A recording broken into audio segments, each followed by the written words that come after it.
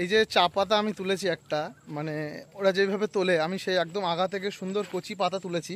কারণ একটুকুনি আমি দেখছিলাম যে পাতাটা ছিঁড়বো না, ছিল তাকে দেখলে গোড়া শুদ্ধি ছিলাম, লোক ছিল না, যদিও কেউ নেই এখানে, খুব একটা পাহারা দেয় না, লোকে দেখলে কিছু বলে না। আর আমি তো এক গাদা তুলিনি, একটাই তুলেছি। তা এরকমভাবে বেশ সুন্দর লাগছে। এটা হচ্ছে চায় পাতা, কচি চায় পাতা, একদম এরকম ধরেই তোলা হয়। খুব সুন্দর, চারিদিকে শুধু চা বাগান, চা বাগান আর চা বাগান, এত সুন্দর লাগছে। এই চা বাগানে চারিদিকে পাতা হয়েছে, এগুলো তোলা হবে।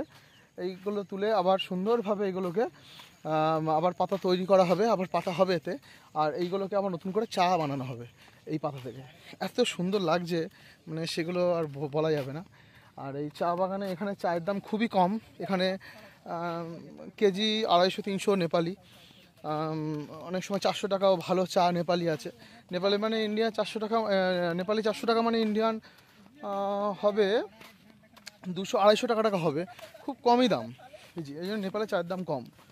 আর এই নেপালে চা দিয়ে অনেক কমে কাজে, মানে অনেকে ব্যবসা করে নেপাল থেকে চা নিয়ে গিয়ে, যে হয়। আর মানে কি বলবো, এখান থেকে অনেকে নিয়ে যেতে পারে, সবাই তো নিয়ে যেতে পারে না, নিয়ে গিয়ে করতে পারে না।